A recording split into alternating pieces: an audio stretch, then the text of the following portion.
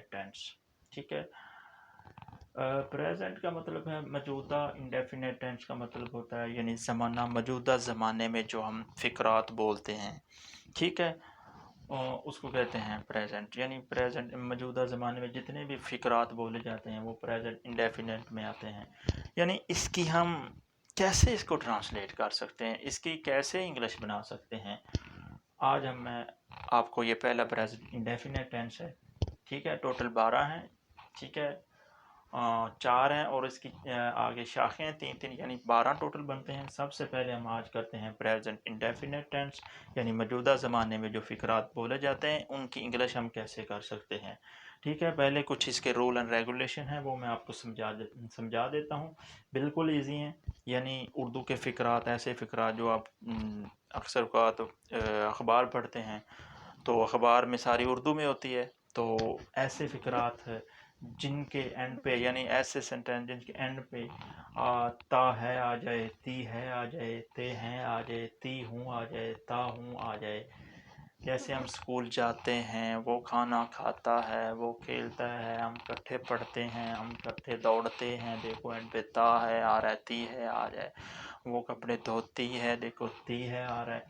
तो आपके सामने ये सारी मैंने लिख दी मिसालें। अब नेक्स्ट करते हैं हम इसकी जो उर्दू के फ़िक्रात मैं आपको लिख देता हूँ और प्रैक्टिकल मैं आपको समझाता हूँ कि कैसे इसके एंड पे ये ता है, ती है, ते आते हैं। ठीक है, तो पहले तो ये है कि उर्दू के फ़िक्रात अगर कहीं पे भी लिखो, किताब में लिखा है तो उसके एंड पे ता है, ती है, यानी वो फ़िक्रा जब एंड होता है तो उसके एंड पे ता है, ती है, ते हैं आता है, तो समझो कि प्रेजेंट इंडेफिनेट का टेंस का फ़िक्रा है।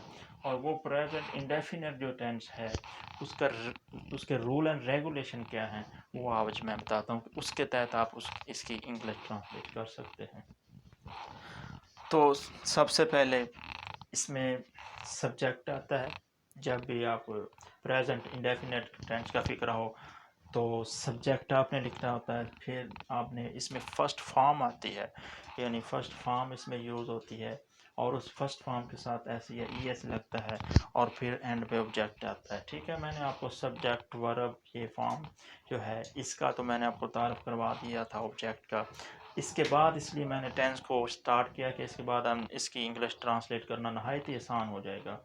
तो देखना आपको बिल्कुल इंशाल्लाह इजी लगेगा इसकी इंग्लिश ट्रांसलेट करना। ठीक है, तो इसमें जो फार्म आती हैं आपको पता है, एक फार्म जो होती हैं वो 3 किस्म की होती हैं, जैसे ईट, एट, ईटन। ठीक है, तो पहले जो टेंस है प्रेजेंट इंडेफिनेट, इसमें पहली फॉर्म लगती है। कुछ ऐसे टेंस है जिसमें तीसरी फॉर्म भी यूज़ होती है, दूसरी भी होती है, लिहाजा प्रेजेंट इंडेफिनेट है, इसमें पहली फॉर्म हम यूज़ करते हैं। ठीक है, और साथ एस या ई एस इस्तेमाल करते हैं।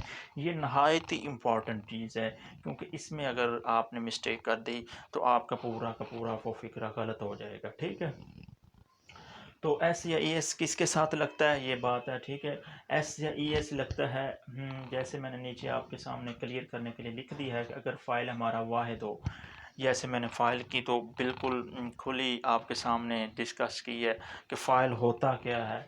बिल्कुल ईजी है कि अगर फ़ाइल हमारा वाहिद हो, यानी काम करने वाला वाहिद हो आदमी, तो फिर क्या करना है कि फ़र्स्ट फॉर्म के साथ एस या ई एस हम लगा देते हैं। ठीक है, जब उसकी इंग्लिश में उसको ट्रांसलेट करते हैं। वाहिद का मतलब ये है कि फ़ाइल, जैसे मैं आप अकेला हूँ, मैं आपको पढ़ा रहा हूँ तो मैं फ़ाइल हूँ, मैं बिल्कुल वाहिद। अगर मेरे साथ एक और दोस्त आ जाता है तो हम दोनों इकट्ठे बढ़ाना शुरू कर देते हैं, तो वो हमारा फ़ाइल वाहिद नहीं रहेगा, बिल्कुल जमा हो जाएगा।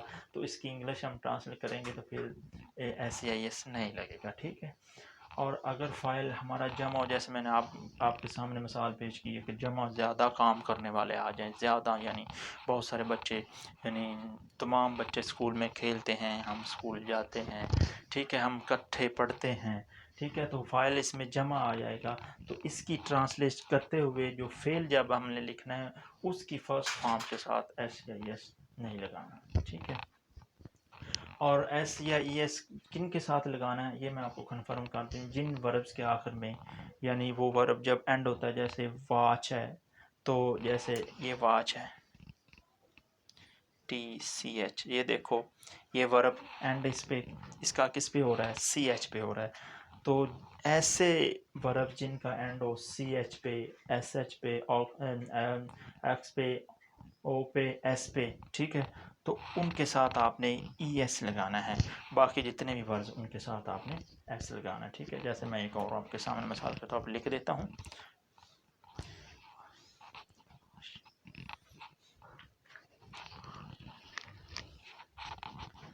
वाश,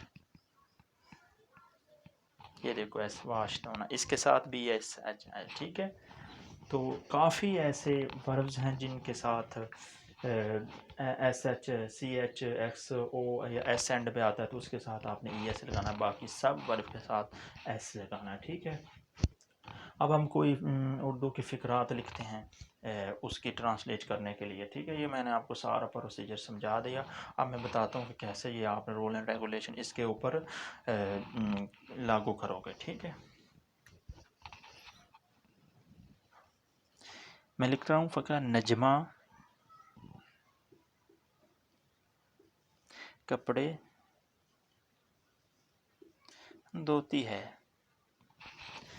ये देखो, आपने किसी किताब में पढ़ा कि नजमा कपड़े धोती है। अब आपने कहना है कि इसका भाई मैं इंग्लिश में इसको राइट करना चाहता हूँ, तो बिल्कुल आप राइट करो। सबसे पहले मैंने आपको बताया कि इसमें सब्जेक्ट लिखना होता है। पहले मैंने आपको बताया कौन है सब्जेक्ट काम करने वाला, नजमा, ठीक है।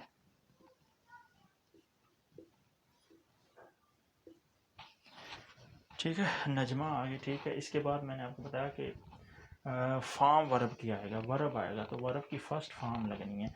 तो ठीक है, फर्स्ट फॉर्म लगनी है, तो हमने सबसे पहले देखना है कि भाई ये इसमें फ़ाइल जो हमारा है वो जमा है आया कि वाहिद है, ठीक है। तो इधर से हमें पता चल गया भाई कि नजमा कपड़े धोती है, कि बंदा जो कपड़े धोने वाला बिल्कुल सिंगल है, एक है। तो हमने एक के लिए क्या रूल एंड रेगुलेशन बनाया हुआ है कि फ़ाइल जो अगर हमारा वाहिद हो, यानी काम करने वाला बंदा अकेला हो, वाहिद हो, तो क्या करना है कि उसके फेल के साथ फर्स्ट फॉर्म के साथ एस या एस लगाते हैं। तो इसका मतलब है जब हमने इसकी ट्रांसलेशन इंग्लिश में करनी है तो इसके फेल के साथ एस या एस ज़रूर लगाएंगे। तो नजमा धोना क्या है ये, ठीक है, वाश, ठीक है। ये देखो वाश आ गया एस एच, तो इसके साथ मैंने अभी आपको बताया कि एस लगना है। नजमा वाशिस क्लॉथिस, ठीक है। ये देखो स्टूडेंट, कितना इजी बन गया, ठीक है। ये मैंने वाहिद के लिए बनाया कि अगर आपका फ़ाइल वाहिद हो जाए तो उसको किस तरीके से आपने, देखो बिल्कुल इजी है। आपके सामने टेंस दे देखो, नजमा वाशिस क्लोथ, बस मैंने यहाँ पे थोड़ी सी चेंजिंग की, फेल के साथ ई एस लगाया, तो बिल्कुल फ़िक्रा इजी तरीके से आपके सामने इसकी ट्रांसलेशन इंग्लिश में होगी, ठीक है। नजमा वाशिस क्लोथ, नजमा कपड़े धोती है। अब मैं आपके सामने एक जमा फ़िक्रा लिखना चाहता हूँ कि जिसकी फर्स्ट फॉर्म के साथ ई एस नहीं आएगा, ठीक है।